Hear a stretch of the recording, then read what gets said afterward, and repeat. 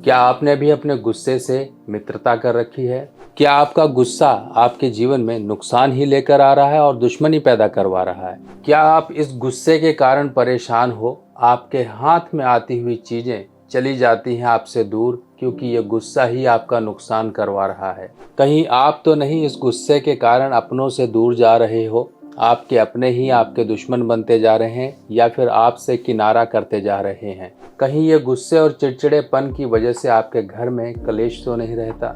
आज इन्हीं सब परेशानियों का एकमात्र मैं आपको ऐसा ज़बरदस्त उपाय बताने वाला हूँ जिससे कि आपके इस गुस्से या फिर एक मेंटल फ्लक्चुएशन, इरिटेशन, इन सब चीज़ों से आपको मिलेगी जल्द राहत।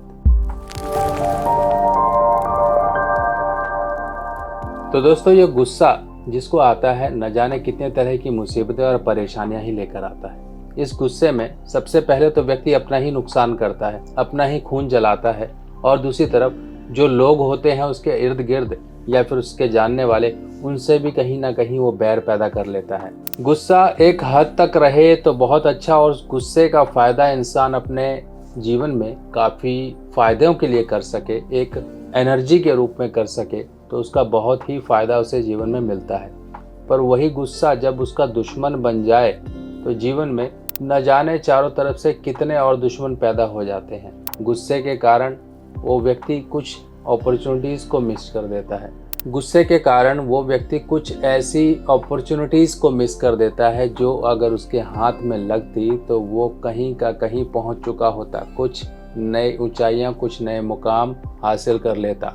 गुस्से के कारण व्यक्ति कभी मारपीट या फिर वायलेंस पर उतर आता है जिसके कारण वो कोर्ट कचहरियों के चक्कर भी काटता है।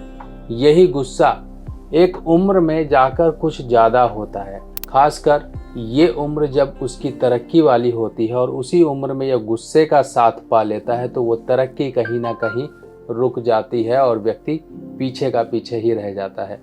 ये गुस्सा आपको न जाने कितनी तरह से परेशानियां देता है। जब शांत रहें तो बहुत बढ़िया। शांत रहने का मतलब ये नहीं है कि आप बुराइयों को भी शांत होकर सहते रहें। इसका तरीका है, हर एक चीज़ का तरीका होता है, हर एक परेशानी से निपटने का तरीका होता है।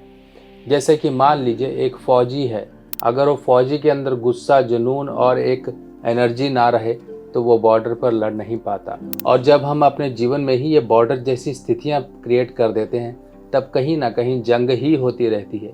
ये जीवन रोज किसी न किसी जंग से उलझा रहता है। अब ये गुस्से वाले व्यक्ति कौन होते हैं? कुछ ग्रह स्थिति कहती है कि ये व्यक्ति के अंदर गुस्सा ज़्यादा रहेगा। जैसे कि मान लीजिए किसी की कुंडली में बृहस्पति पहले घर में, जी हाँ, बृहस्पति पहले घर में भी किसी को गुस्सा देता है। कुछ लोग ऐसे होते हैं जिनका गुस्सा होता तो है पर किसी को नुकसान पहुंचाने वाला नहीं। ये गुस्सा ठीक होता है पर यह व्यक्ति कहीं ना कहीं गुस्से स्वभाव का होता है क्योंकि इससे दूसरों की गलतियां बर्दाश्त नहीं होती हैं। कोई गलत चले या फिर कोई गलत तरीके से काम करे, कोई सही सलीके से काम ना करे तो ये व्यक्ति बहुत गुस्से में आता है कि देख, इस गधे को ये करना नहीं आता, ये ऐसे कर रहा है, ये गलत है। तो ये कहीं ना कहीं व्यक्ति की एक इमेज बन जाती है कि यार ये गुस्से वाला है। पर ऐसा व्यक्ति किसी का बुरा नहीं चाहता, इसके अंदर गुस्सा होता है और ये खासकर बच्चों के अंदर होता है।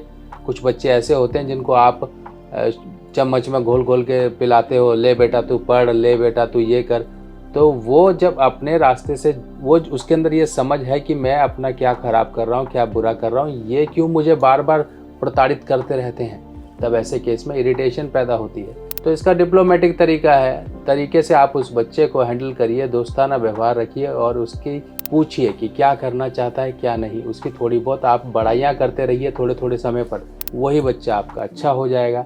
ना मारपीट करने की ज़रूरत पड़ी, ना ही कोई झगड़ा करने की ज़रूरत पड़ी, आपका काम आसानी से हो जाएगा।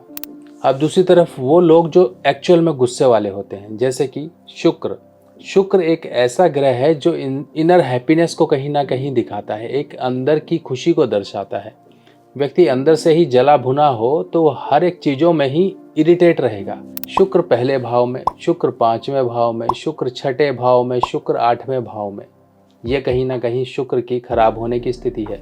सूर्य शुक्र का योग हो जाए तब ऐसे केस में परेशानी आती है। बृहस्पति शुक्र का योग हो जाए तब ऐसे केस में परेशानी आती है। तब ये कहीं ना कहीं व्यक्ति के अंदर गुस्सा लेकर आता है।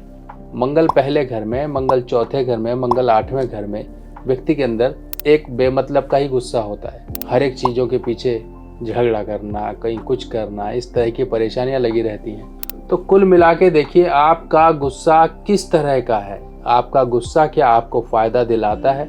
आपका गुस्सा क्या सोशल कनेक्शन बनने में आपकी मदद करता है? आपका गुस्सा क्या आपको नई अपॉर्चुनिटीज़ दिलाता है? अगर ये सब नहीं दिलाता है तो अपने गुस्से को त्यागने का काम करिए। ये कोई गुस्सा उतारने की कोई दवाई नहीं है। ये अपने अंदर ही आपको ये चीज़ें डेवलप करनी पड़ेंगी कि आप अपने वर्ड्स को किस तरह नियंत्रित करें, आप अपने शब्दों को किस तरह बोलें कि सामने वाले को बुरा भी ना लगे। आप तो कहते हो मेरे मुंह में जो आता है मैं वो बोल देती हूँ या बोल देता हूँ, मैं तो सच्चा आदमी हूँ, सच्ची ईमानदार हूँ मैं। इस तरह की बातें बोल के ये कॉम्प्रोमाइज़ मत करें, इस किए कराए पे पानी मत फेरें कि हाँ आपका हक है, आपके अंदर जो कुछ है आप किसी के सामने मुंह पर बोल देते हो। नहीं बोला जाता है, कभी नहीं। आपको डिप्लोमेटिक तरीके से वर्ड्स को अपने यूज़ करना है। सबसे पहला नियम ये बना लीजिए, ये काम करना शुरू करिए। देखिए आपके पहले दिन से ही किस तरह से रिश्ते नाते, आपके सोशल कनेक्शन सुधरने शुरू हो जाएंगे। अब दूसरी तरफ जिनके भी शुक्र की खराबियां इस तरह से नज़र आ रही हैं, तो वो शुक्र के लिए इस तरह का एक आपको हीरा नहीं पहन सकते हो, अफोर्डेबल नहीं है, तो आप मोज़ोनाइट ज़रूर इस तरह से पहन के रखिए। और जिनके भी चंद्रमा कहीं से डिस्टर्ब हैं, क्योंकि जब चंद्रमा डिस्टर्ब होंगे तो इंसान के अंदर इरिटेशन प्लस डिप्रेशन दोनों चीज़ों का कहीं ना कहीं से मेल जोल दिखेगा। तब ऐसे केस में व्यक्ति को एक गोल्डन कलर का मोती, ऐसा मोती जरूर पहन के रखना है। तो ये रत्न आपकी इन परेशानियों पे काफ़ी राहत देंगे। और एक सिंपल उपाय हर एक को करना है, चाहे डिप्रेशन, टेंशन, एंजाइटी हो, चाहे फ्रस्ट्रेशन हो, चाहे अंदर ही अंदर आप घुटते रहते हो, कुछ ऐसी जो स्थितियां आपकी मानसिक रूप से आपको परेशान करती हैं, रातों की नींदें उड़ा रही हैं, तब आपको एक लोटे में पानी भरना है, या फिर आप गिलास वगैरह में पानी रख सकते हैं। लोटा चाहे तांबे का हो, चाहे स्टील का हो, चाहे पीतल का हो, कोई भी हो। इस तरह से पानी अपने सिरहाने रखिए। इस पानी को पीना नहीं है, ये पानी रात भर आपके सिरहाने रहेगा। सुबह उठ के इस पानी को किसी पौधे में डाल दिया करें। ये काम करना स्टार्ट करें। और इन उपायों के साथ साथ एक चीज़ अपने अंदर ज़रूर बिठा लें कि आपको थोड़ा सा डिप्लोमेटिक होना है। बिल्कुल सीधे तीर नहीं चलाने हैं, थोड़ा सा घुमा फिरा के बोलिए, थोड़ा सा डिप्लोमेटिक, और मौके को देख कर ही अपने शब्दों का इस्तेमाल करें। और ये थोड़ा सा अपने अंदर प्रैक्टिस करना स्टार्ट करें, तो धीरे धीरे आप अपने जीवन में बहुत हद तक इन परेशानियों पर कंट्रोल पा लोगे।